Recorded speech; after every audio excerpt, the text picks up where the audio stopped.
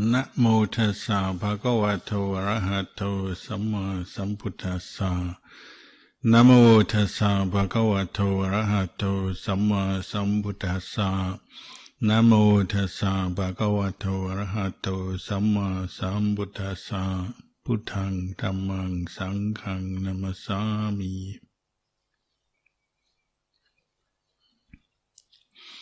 Yeah, blessings. Good evening.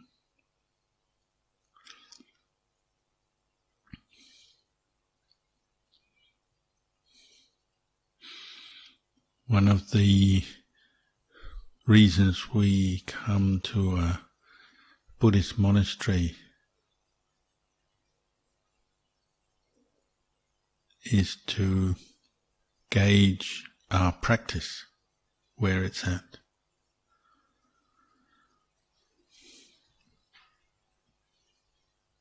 To get a reference point, because Buddhist monastery where you have Sangha living and practicing, keeping the Vinaya, the monastic discipline, maintaining faith in the Buddha Dhamma Sangha, practicing meditation and mindfulness regularly and so on. There's a certain standard of practice or level of practice there that you find in a monastery. When you live in the lay life, of course, it's very easy to go astray or get distracted or face ups and downs in your practice. And sometimes we need that reference point, that gauge where you come in and you may not do anything special, as it were. You just come to participate, maybe, whether it's offer food, volunteer help, or join in activities, listen to a talk, meditate, chant, and so on. And you come into this place and you instantly get a kind of reflection back on your own mind, where it's at, how you feel, what kind of thoughts are generated. And sometimes people feel very happy. Hopefully that's the majority of people. Come into a monastery, they feel happy. There's a peaceful atmosphere, they feel somewhat inspired. But sometimes we feel awkward, maybe, if our mind has drifted a long way from the Dhamma. Maybe come in and it's like alien galaxy or something. Like, oh, what's going on here? Sometimes people get their own resistance coming up, stubbornness, resistance, because obviously it is a place of practice. A monastery requires some commitment. Even to attend a monastery just for a day, you have to, if it's a forest monastery like this, you have to come out, make the effort to come out here. It requires some commitment, even for a short visit, let alone to actually stay in a monastery and practice, follow the routines and practices of that monastery. But this is very useful. It's like a very useful place to have, so that you can find out more about yourself, get that reflection back.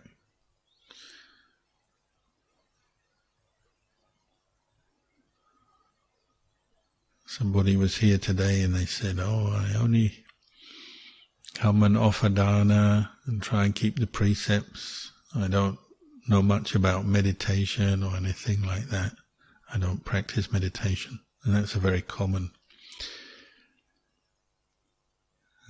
thing that you hear people say. But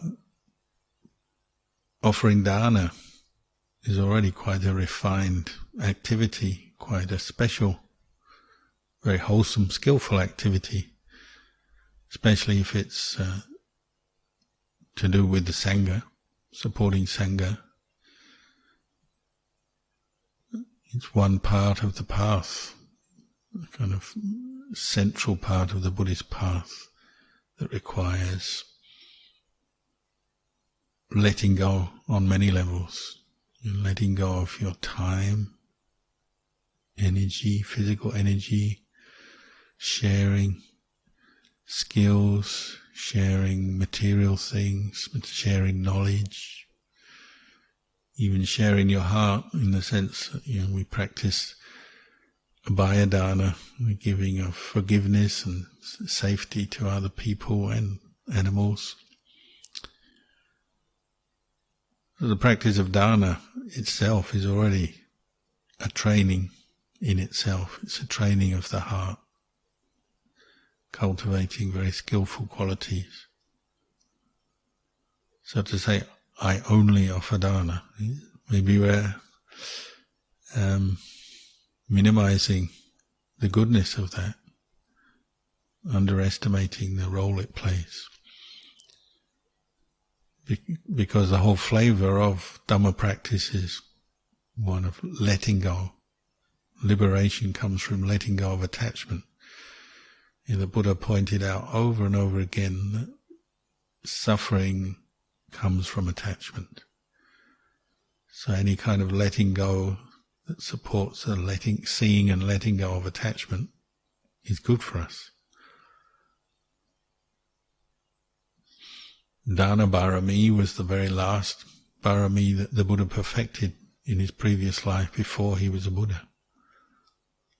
Not an easy thing to cultivate. And sometimes we feel like helping, sharing, giving. Sometimes we don't. The mind is not always cooperative. So the practice of dana, sharing, giving, is already something that gives you a reflection,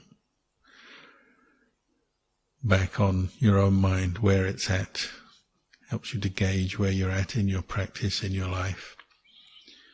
Obviously we share and give in many ways in life, with family and relatives, in society, all kinds of different ways that we give and share.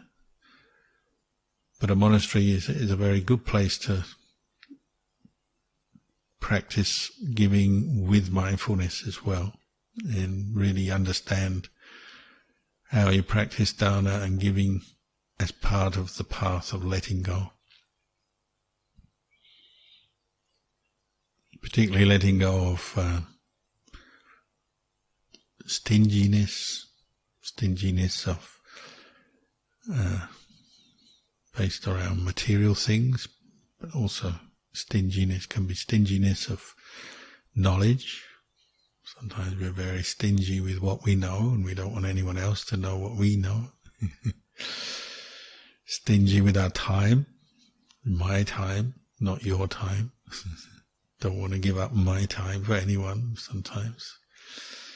As well as stingy with our possessions, stingy with our bodies in the sense that we sometimes don't want to use our body for anyone else other than ourselves. Maybe to indulge our own pleasures, but not to give support or help to others, and so on.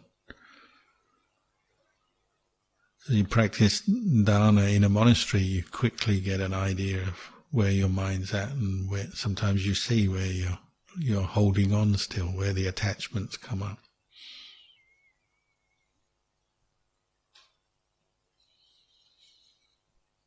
Sometimes it comes up in unusual ways, like very common in monasteries, because it's a place where the public comes, with different people come, groups of people, individuals, sometimes a few, sometimes a lot. Sometimes people feel awkward offering dana. They see someone else do it who maybe is sort of dana expert and can offer all kinds of things and knows what they're doing and very confident, and maybe you've done it many times, and there's someone who's a bit new or unfamiliar with it. They come and they feel awkward. What do I do? What do I do? Or sometimes feel like whatever they're offering is not good enough. Sometimes we look across at others and compare.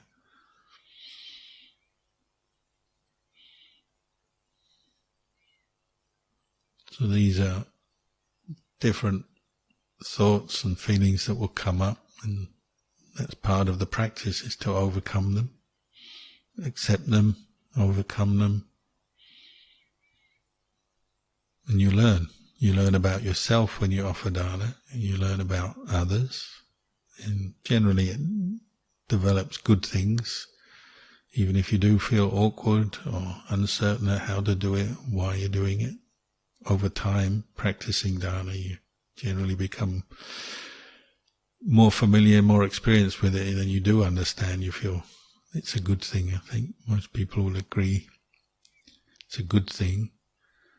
And little by little it has a certain cleansing effect, cleanse the mind from some of its attachment.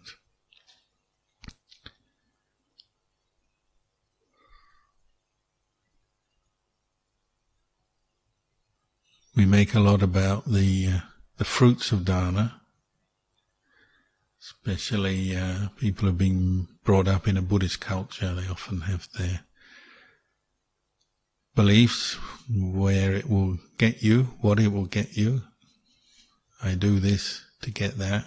I offer this dana so that I can get that in return. But the number one purpose in terms of the Buddhist path to freedom from suffering and Buddhist path of letting go is you offer dana to let go of attachment rather than to gain something else, some reward in the future.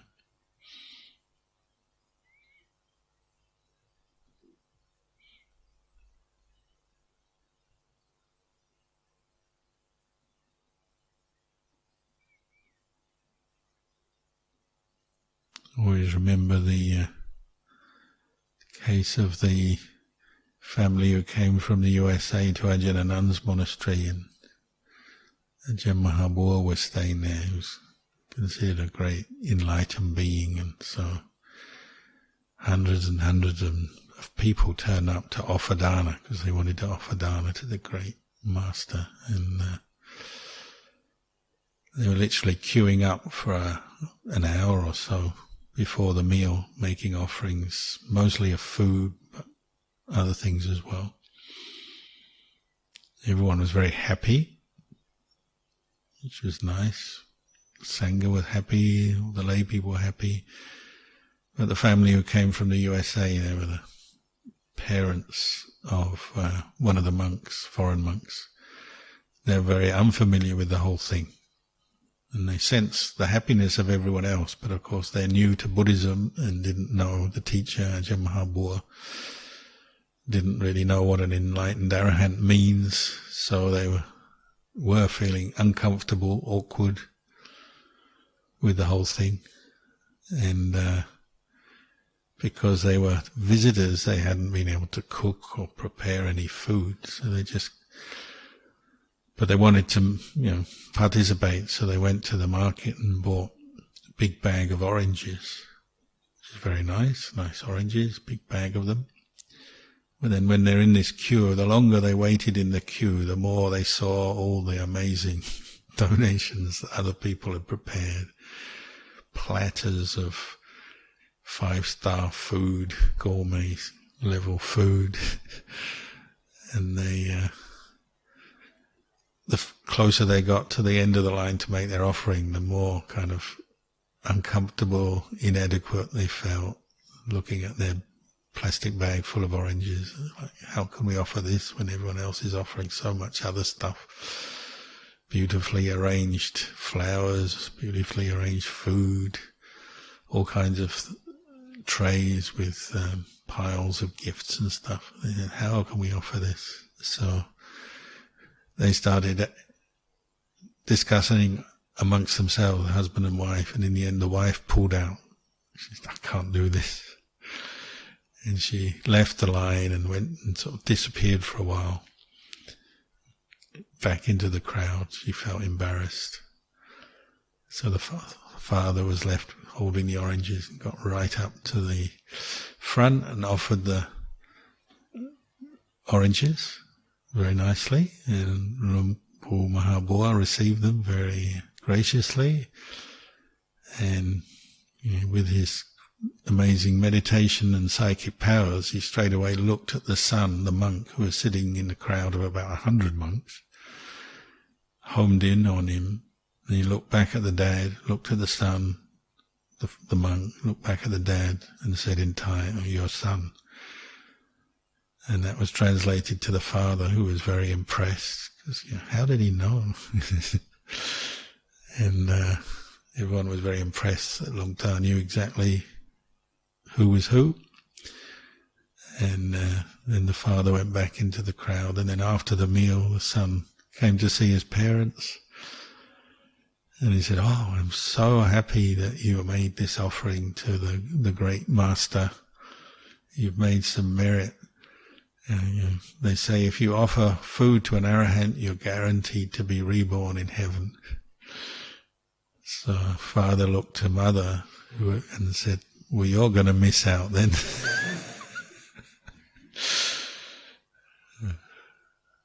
She was, at that point, she sort of kicked herself and was a bit annoyed that she hadn't stuck with it. And that's part of dana, is sticking with it even when you do feel uncomfortable or you have your doubt. You try and stick with it if you can. There's also other aspects to it, like she mentally was fully behind the dana offering. So I'm sure she also made some good karma in that situation. It wasn't just because she wasn't physically holding the bag. I'm sure her heart was still in the action.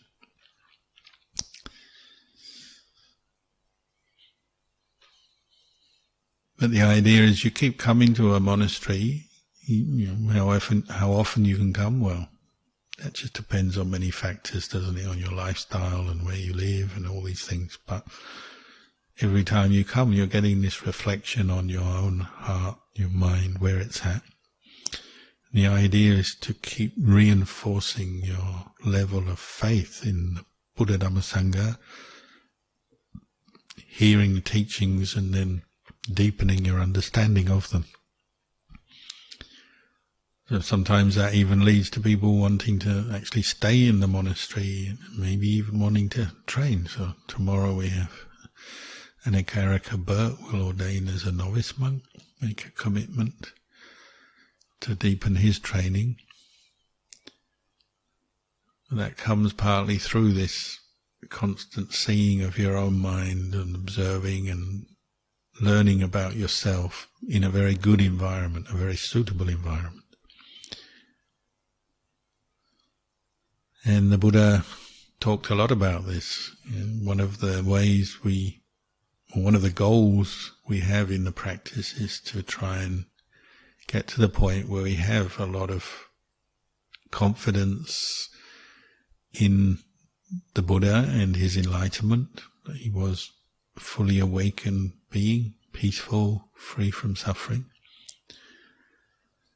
Full confidence in the Dhamma, the teachings that point to the truth and the way of practice that leads humans to understand the truth.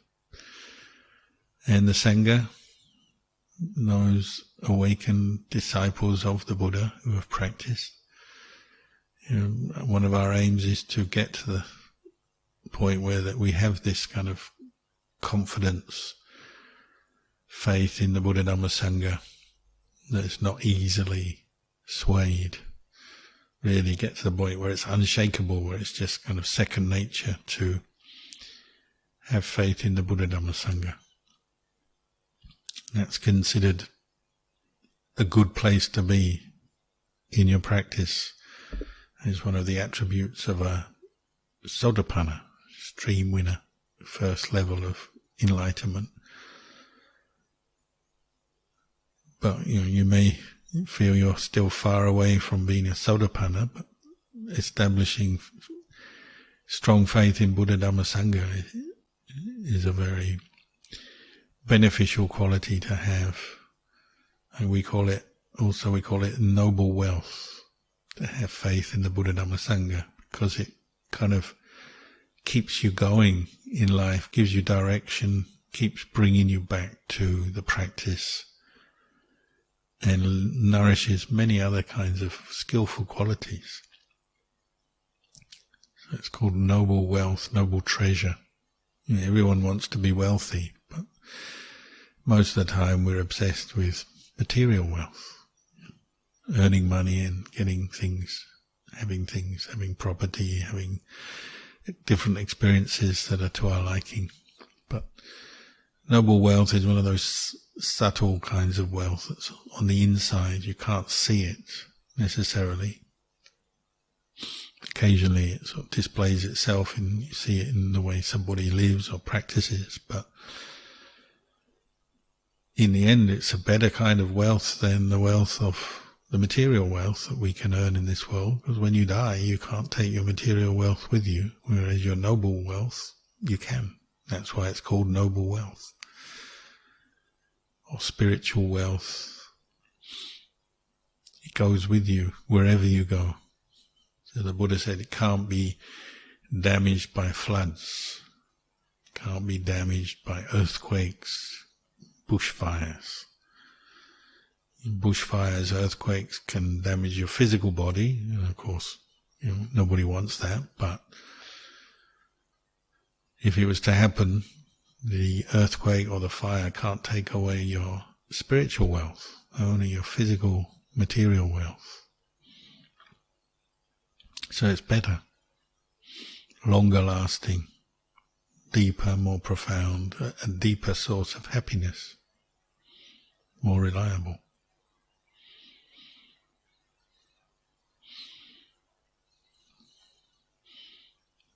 Another one of those noble wealths is the sila that we practice, which again is something you get a measure of and a understanding of when you come to a monastery. It's a place where people generally keep sila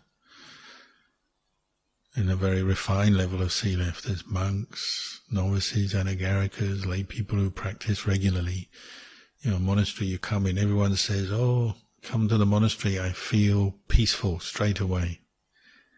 There's a very good feeling here. That's largely to do with the sila that people keep. It's a place where you feel safe. It leads on from dana, because abhaya dana is this giving of safety, security, forgiveness to others. So a monastery is like a place of safety, security, sanctuary, even for the animals, however annoying they are. We don't kill them. So when you step into a monastery, you feel that, you sense that. And it's not that people don't keep sila elsewhere or out in the world, it's just, you might say, it's a place where the sila is concentrated. Everybody does their best to behave well, treat each other with kindness, patience. When we have different negative moods and tendencies come up, then we try to be patient, not to follow them. Practice letting go again. Keeping sila, living in a harmless way, requires letting go on an even deeper level than dana. You have to let go of your angry intentions, your more selfish, greedy intentions.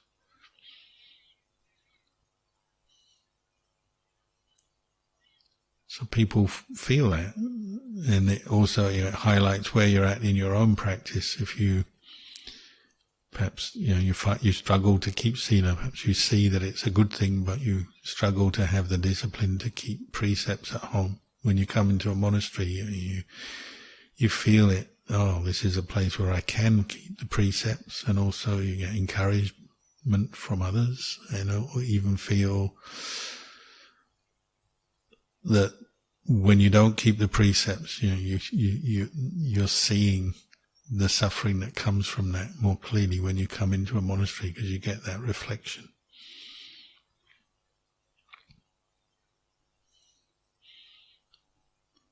It's one of the things I noticed when I first went into a monastery. Is like the heightened level of discipline. People are more careful what they say, what they do, how they treat each other. I got the thought coming up, if I stay here, then I'll just give up all all my negative habits, behavioral habits of body and speech. I didn't expect that I would necessarily be able to give up all the negative mental states and intentions, but at least my outward negative behavior, harmful behavior, I could give it up. I felt being in a monastery, the longer I would be in a monastery, for sure those habits would change. 40 years later, I can't really disagree with that original thought I had. It still rings true. If you just stay in a monastery, then lots and lots of negative habits will drop away. Sometimes slowly, sometimes quickly.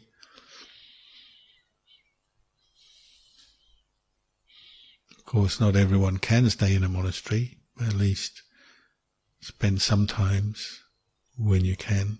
Visit the monastery. This will help to improve sila and give you the strength of mind to keep precepts and keep to them, take them on and keep to them. And precepts aren't all about giving up kind of evil intentions. In a monastery, some of the precepts and the discipline you practice is just about developing simplicity, heightened mindfulness, renunciation. The word nekama means renunciation. So when you take on 8 precepts, we say that's nekama precepts. You practice celibacy, don't eat in the evening, sleep on a simple bed. It's not, these things are not evil or bad or wrong, but when you're training your mind in the higher path, you want to give up, let go of greed, anger and delusion. It's very helpful to take on 8 precepts sometimes, and when you're ready, maybe all the time. So then people do go forth and become anagarikas and novices. And if you become a novice monk, you give up money, the use of money, handling money. And then if you go on and become a full bhikkhu, Buddhist monk, you take on many, many precepts guiding your behavior. But it's not to say that the lay life is all wrong. It's not a rejection of the lay life or a criticism of the lay life. It's just saying that if you're in a situation, in the position to train as a Buddhist novice monk or monk, then it's a very ideal way to train your mind in a very refined way, to be very aware, awake to the mental intentions that come up through the day, and start streamlining them, giving up a lot of more harmful negative intentions or intentions that are the basis for attachment, which is a basis for suffering. You're training to give things up, let things go. Not always easy, but if one has the patience to stick with it, then it's a very good way to abandon different kinds of attachments that cause suffering.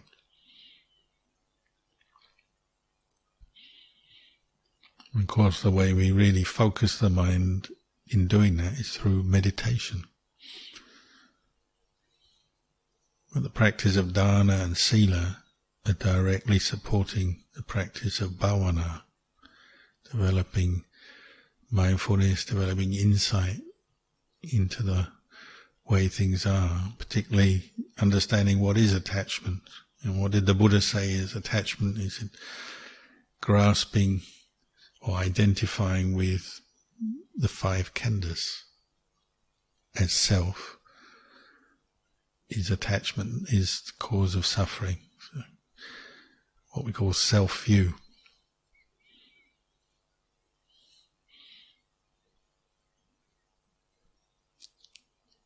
A monastery is a place where you're investigating, you might say, investigating how, when we attach to the khandhas, suffering can arise.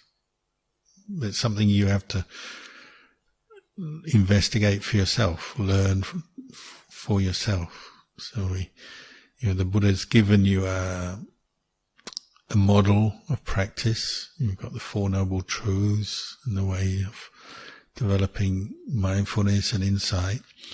But then you have to take that on and use the way of practice and investigate and see, is it true? Maybe the Buddha got it wrong. You have to really know and see for yourself in order to overcome doubts. So a monastery is a place where you're doing that. You're learning about yourself. But to save time, the Buddha gave us this framework. He said, well, investigate these khandhas that we attach to as self. Ask yourself, is it true? Is this body really me, mine, myself? Ask the question, is this body something that I can control? Is it permanent? Does it do what I want? If it's self, it should be able to do what I want. And very quickly we all find out, living in a monastery, that you have different feelings of pleasure and pain come up, different desires around the body, different ways attachment comes up associated with the body. And as you become more mindful of that, more aware, you'll realize, body is not, ultimately is not under my control. This body is made up of the physical elements we get through breathing, eating, drinking. We absorb these physical elements from our surroundings, but they're not always working in unison. Sometimes we get ill. They're always aging. We get hungry, even though we eat food, we get hungry again. We get thirsty, even though we drink. Sometimes we're gasping for breath when we have a cold and flu, or when there's some kind of smoke in the air or something.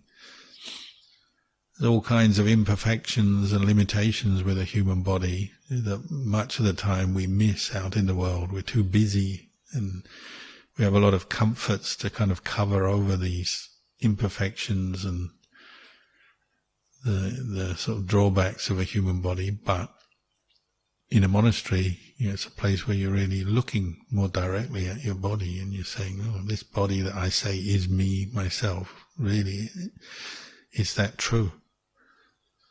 It's getting older every day, aches and pains that I don't like, aging, get sick. In a monastery, almost every day somebody will come and make merit for their dead relative, their loved one who's passed away, and we'll constantly be reminded that everyone has to die. So we just keep investigating that one simple truth, the self-view and the attachment to the physical body, the first of the 5 khandhas, gradually changes, doesn't it? Your view changes. What you thought was, what you took for granted as just me, mine, myself, brings up a doubt, but it's a wise doubt. It's like, is that really true? Maybe it's not. And the more you investigate, and especially the more you focus in on the body using mindfulness, developing samadhi, calm, and then really looking at it closely, get a sense of drawing back or stepping back, separating from the body and realizing, it's not that there's nothing here. There's a body here, I can feel it, I can see it, sense it, but it's not mine to order around and control and do what I want, and it doesn't always give me pleasure, and it gives me a lot of pain. Ultimately it will get old, sick and die.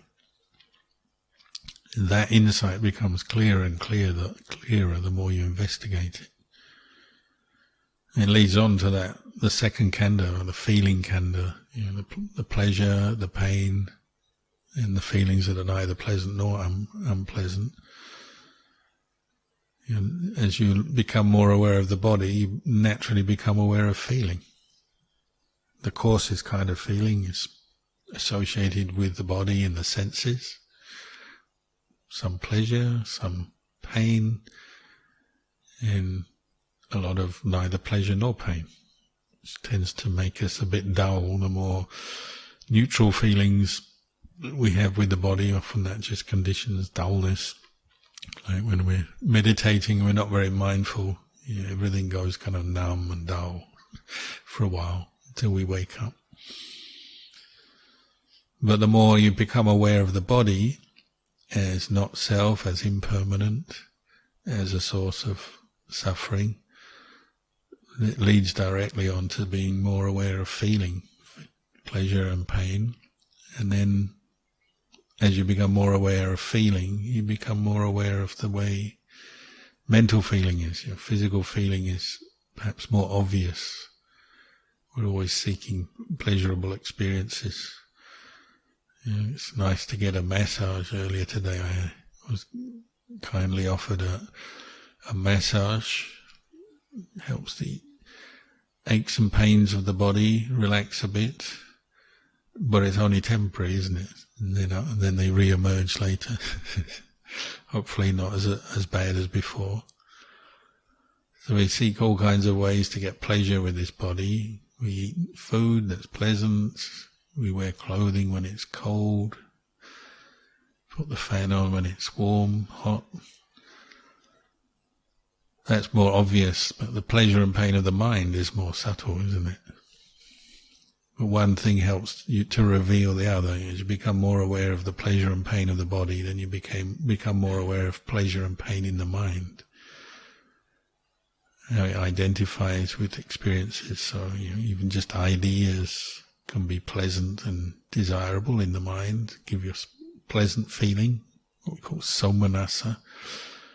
And then we think of very unpleasant, negative things, and we get domanassa. We feel sad, we feel angry, but it's accompanied by unpleasant mental feeling.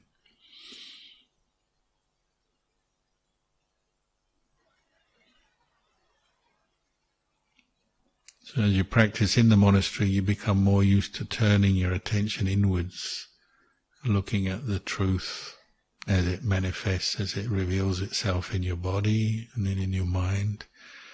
Become more aware of perceptions, memory. Especially the older you get, you realize how tricky perceptions are, how you remember things, perceive things a certain way, and then after a while it's all changed.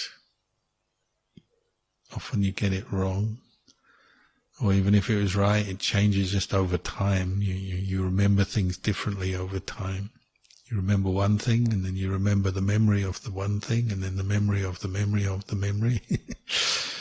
You wait a few years and you realize, a lot of your memories become a bit unreliable. That's why it's useful to write things down and have photographs.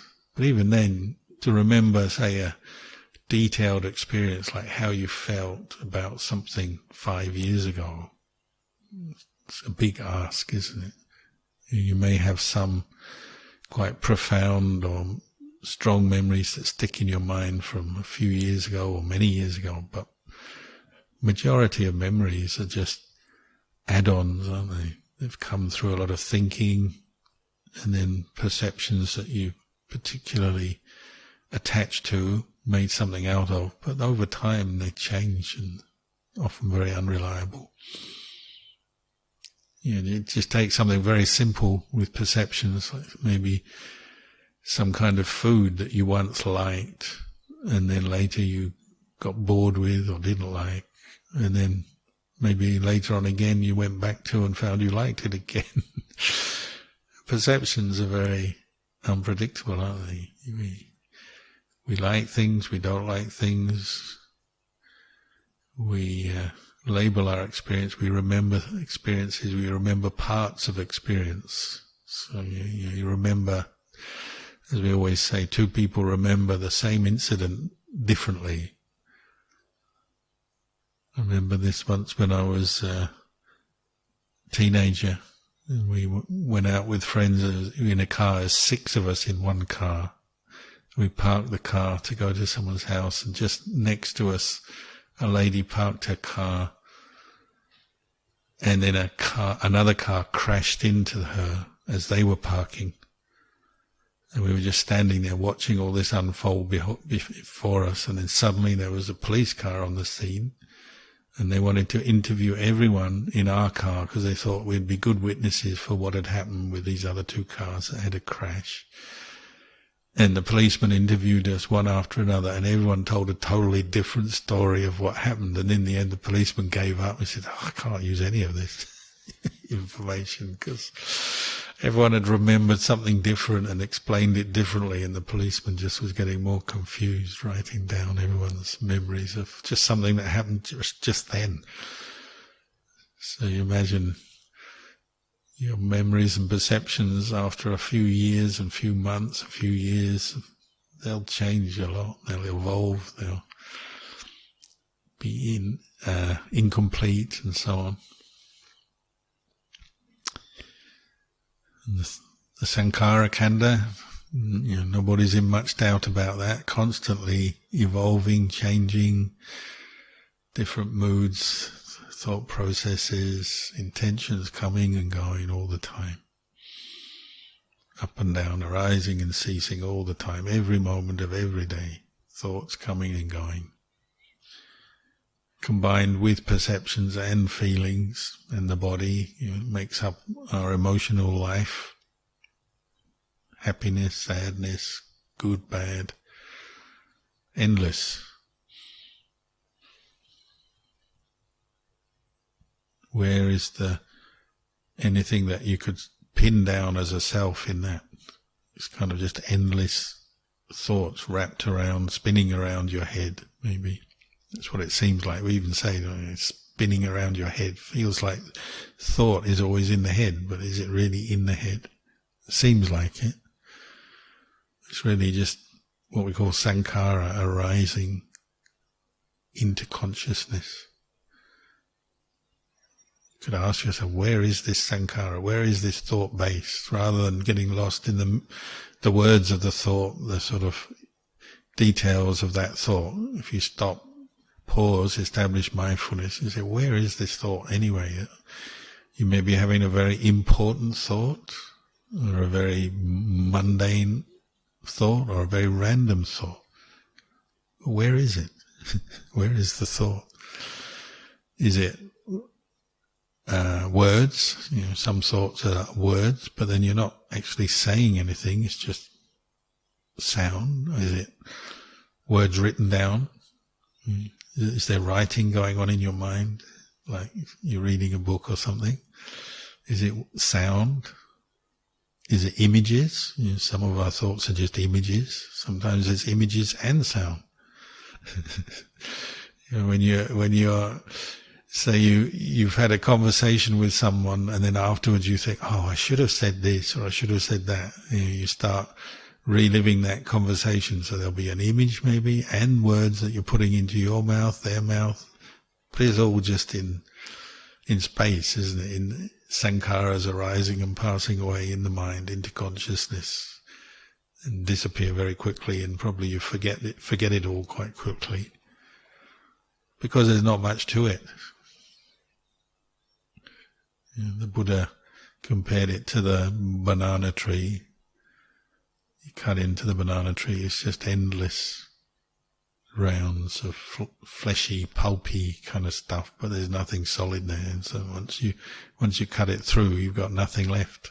It all collapses. Once you establish mindfulness and question your thoughts, look at them more closely, the sense of self just disappears, doesn't it? Oh, it's gone. What are feelings? Feelings are like ripples of water on the surface of the pond. Like when you watch the pond here, the wind on the surface causes ripples and waves, but there's nothing solid there, nothing lasting. In the sense, consciousness is just a conjuring trick. Now you see me, now you don't. Now you hear me, now you don't. Our senses are constantly jumping around. Our mind goes to the ears, to the eyes, to the nose, the tongue. If you in a monastery, you've got a real good opportunity to investigate this. Say when you eat food, just ask yourself, what's going on here as I eat this food? There's tasting, there's smelling, there's the seeing of it. Hearing, I guess, just the crunchy sound or whatever.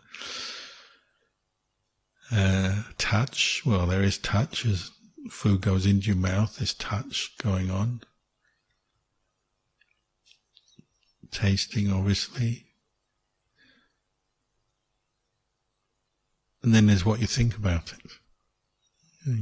What you think about food, say, before you eat, the anticipation. If it's something coming up that you're hopeful it's going to be tasty and to your liking, so yes, here we go. If it's something you're not so keen on, oh, not this again.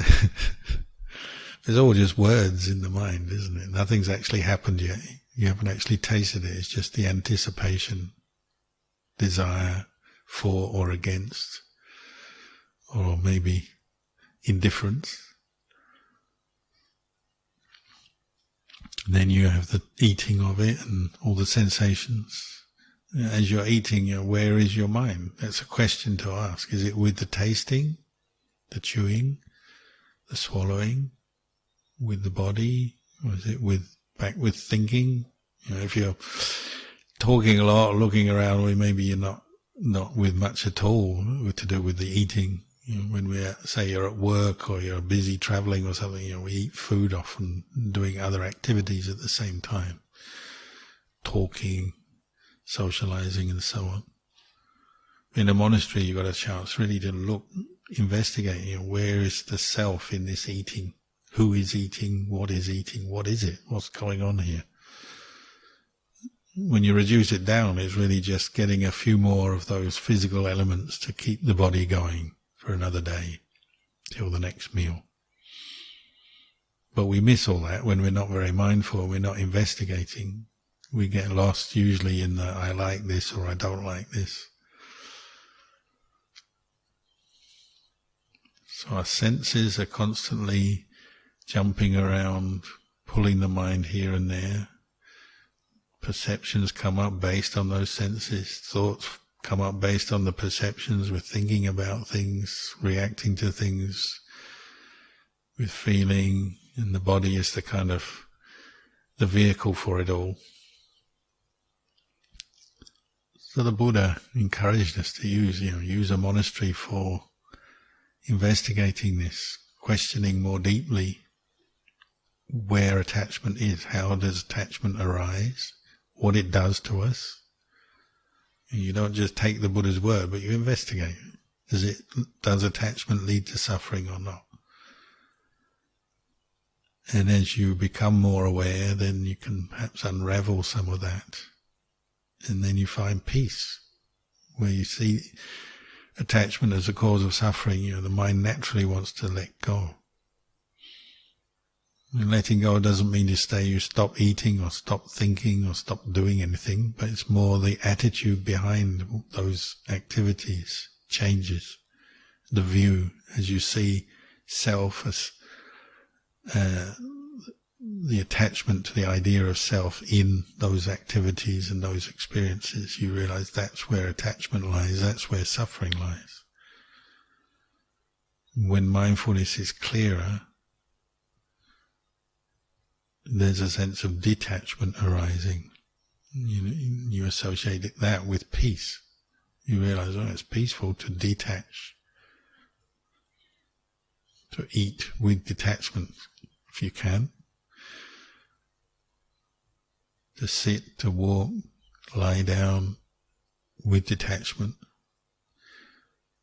To talk with detachment, to eat with detachment, to do the things you do, but with detachment, based on mindfulness and understanding that these things you're involved with are impermanent and ultimately they're not a self.